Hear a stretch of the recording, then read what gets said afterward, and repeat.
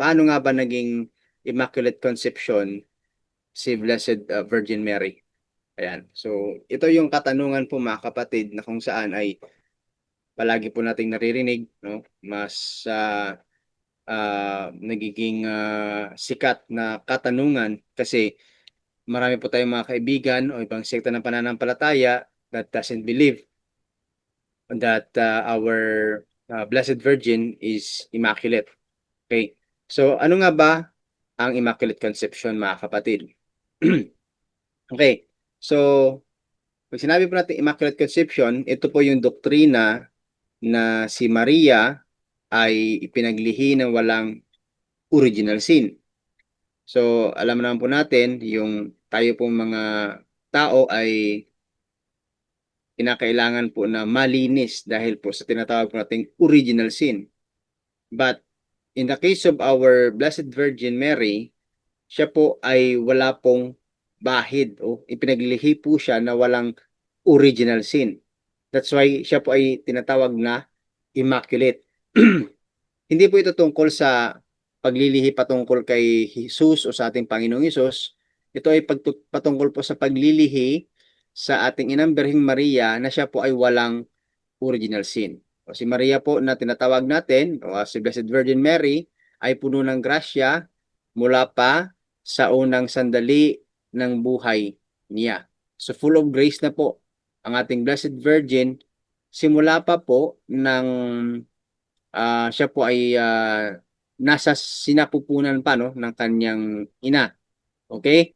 So, ang kalagaan po ng doktrinang ito, bakit po kinakailangan nating i-review no, for those that does have the ideas about the doctrine of Immaculate Conception, ano yung kahalagahan talaga nito? Bakit kinakailangan pa nating i-review sa mga bago pa lamang po nakakapanood at nakakapakinig sa ganito pong discussion?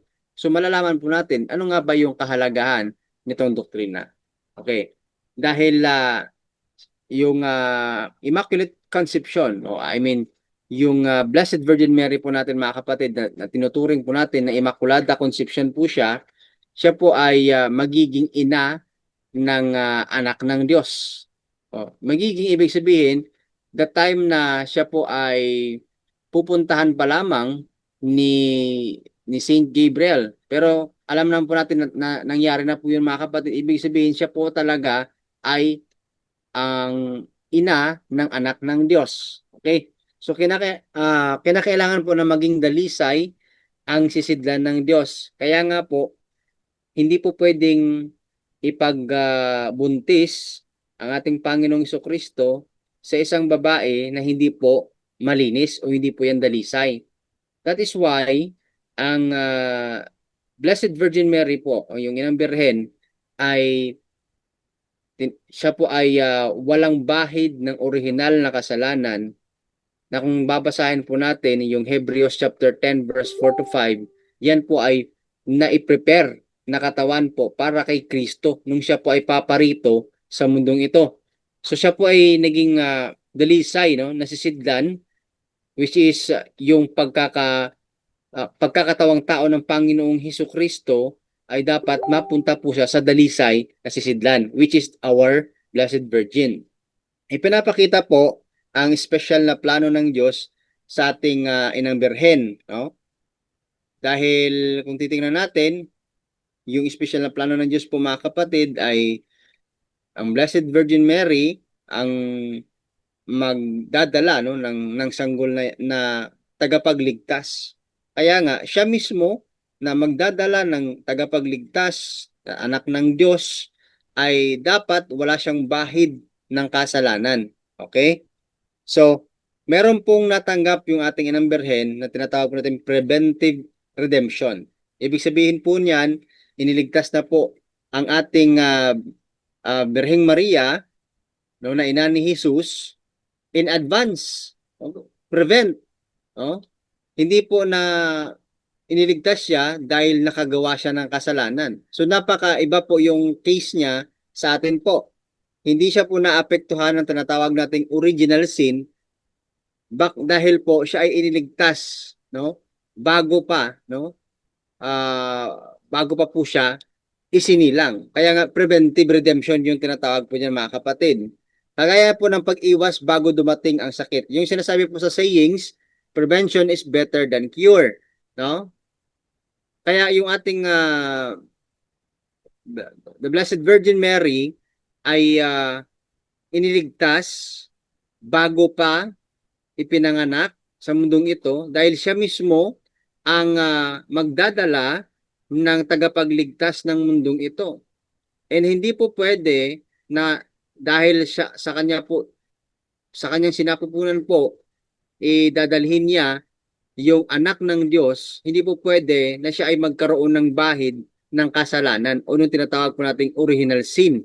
Kaya nga po, hindi na apektuhan yung ating inang birhen sa tinatawag nating original sin. At ang ating Blessed Virgin mga kapatid ay purely full of grace. No? Punong-puno po siya ng grasya, which is we can read in Luke chapter 1 verse 28 o sa Lucas 1:28 na ang content po niyan, no, sinabi po ni Saint Gabriel, the greetings to the Blessed Virgin Mary, magalaka, puno ka ng grasya. Hail, full of grace. No?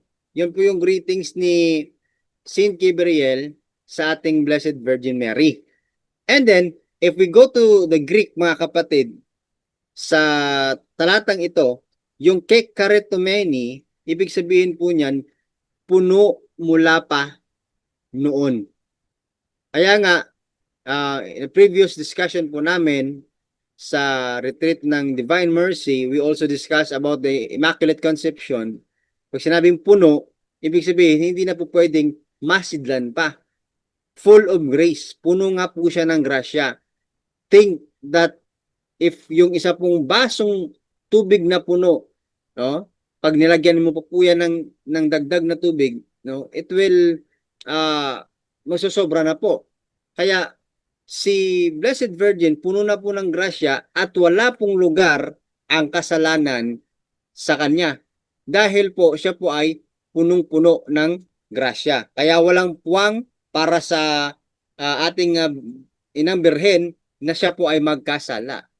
Again po mga kapatid, simula pa po ng isilang yung ating inang birhen, ang pagkakalihi pa lang sa kanya, siya po ay napili na. Siya po ay puno talaga ng grasya. Kaya wala po siyang bahid ng original sin.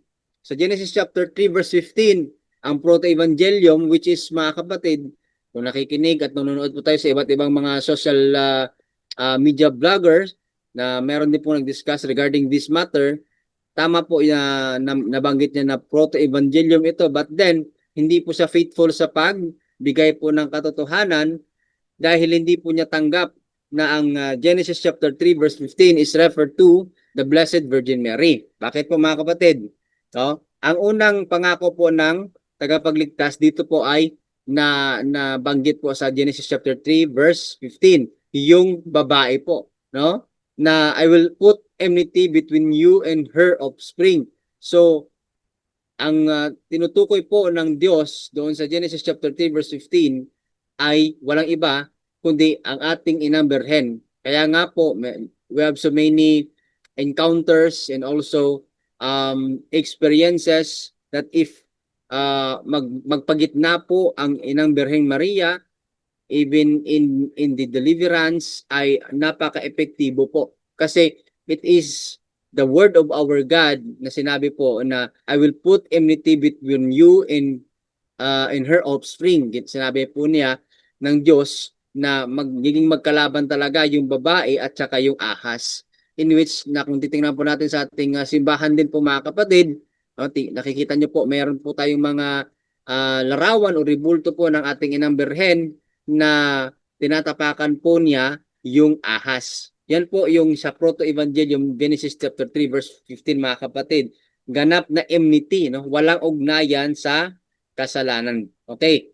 Now, meron din po yung basihan sa tradisyon ng simbahan. As a Catholic po mga kapatid, no, ang totoo po kasi na Kristiyano, natatag ng Panginoong Jesucristo, merong tradisyon ang simbahan.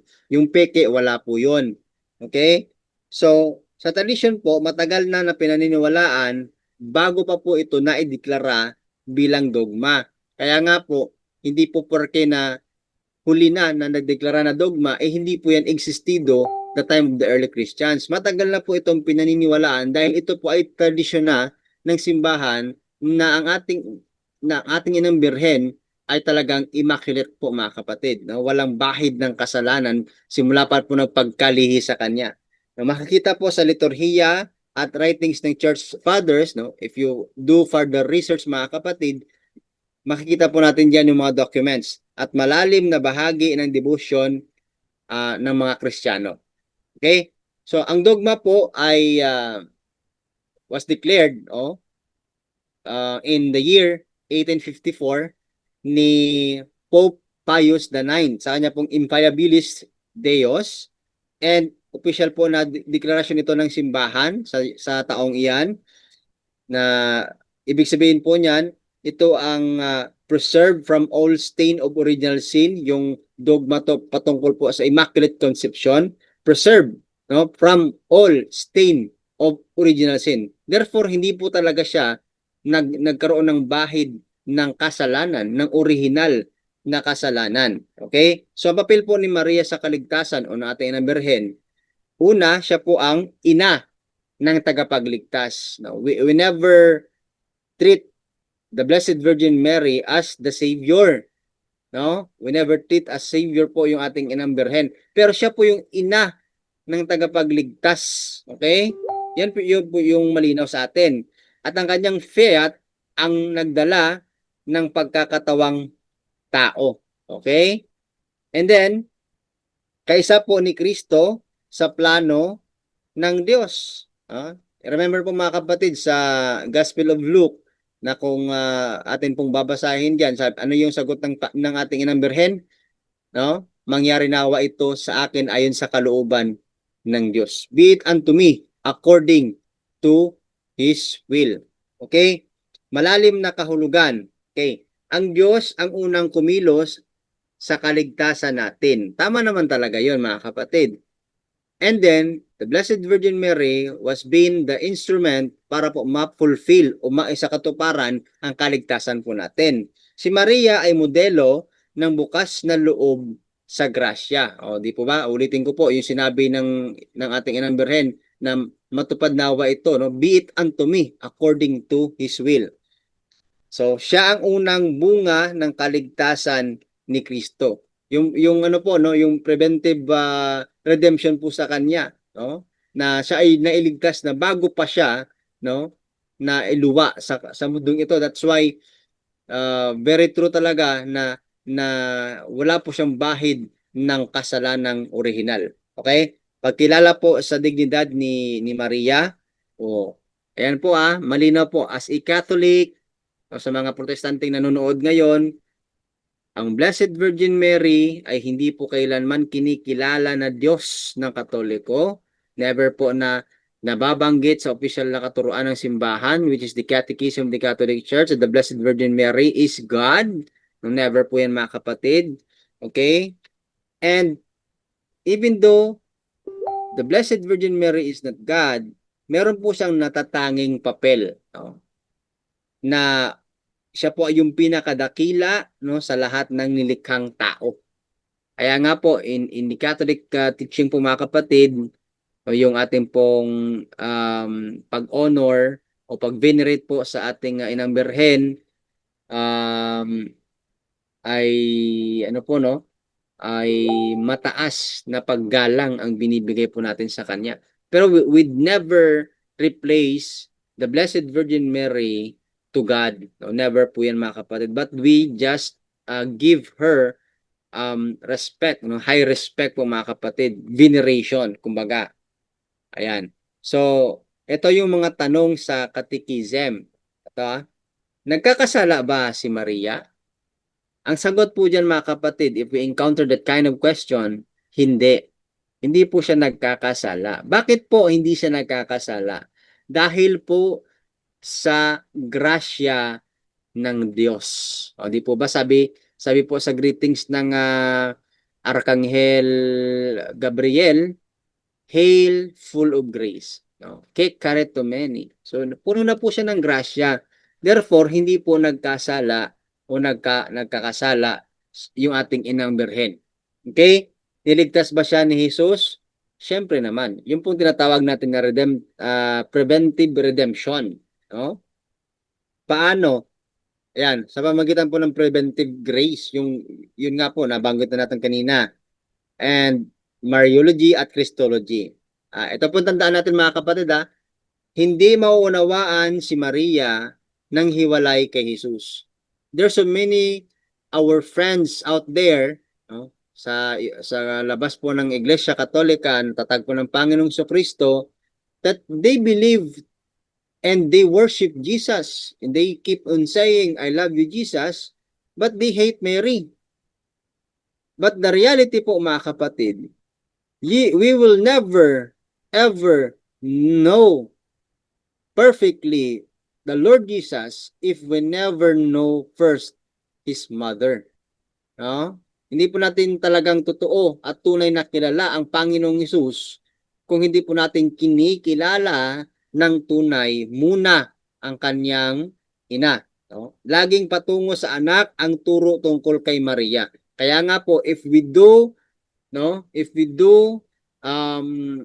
knowing more about the Mariology, about the Blessed Virgin Mary, ibig sabihin, mas lalo pa po nating kinikilala ang ating tagapagligtas ng ating Panginoong Kristo. Kasi si Maria po ay gabay tungo kay Kristo. Naalala ko nga po yung kaibigan ko pong pumanaw na dati po siyang Baptist, sabi niya po, there's only one na naging evangelizer, no, ng Diyos dahil ganito yung nangyari sa kanya. Sinamahan niya si Kristo from womb to tomb, no? Simula sa sinapupunan hanggang sa paglibing sa kanya. Kaya nga ang ating Blessed Virgin Mary, mga kapatid, ay gabay po natin. Nagiging guide po natin yan papunta po patungo kay Kristo sa pagkakakilalang tunay kay Kristo. So ang totoong nakakilala kay Kristo, dapat una munang kinikilala ang kanyang ina, the Blessed Virgin, which is the Immaculate Conception. Okay, sa mga devotion po, patungkol po sa ating Inang Birhen, Rosario.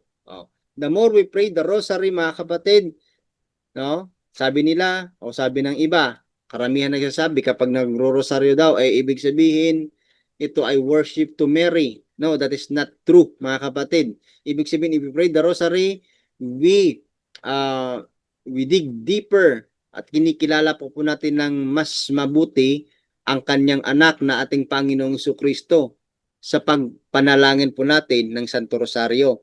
Okay, ano pa? Yung Festa de la Immaculada. Kailan po yan? It will happen, no? Malapit na po, mga kapatid, December 8, Immaculate Conception, Feast of the Immaculate Conception. And then, tandaan po natin, mga kapatid, na kailangan po yung pag-aalay sa malinis na puso ni Maria. It is not easy po, mga kapatid, pero ito yung gagawin po natin, no? If we have the devotion to the Immaculate Conception po, mga kapatid, ialay po natin, no, ang ating sarili sa puso, sa malinis na puso po, no, ng ating Inang Birhen. Okay? Tandaan po natin na ang Immaculate Conception, the Blessed Virgin Mary po, mga kapatid, ay modelo ng mga Kristiyano. Modelo siya po ng pananampalataya. Paano po naging modelo ng pananampalataya ang ating Inang Birhen?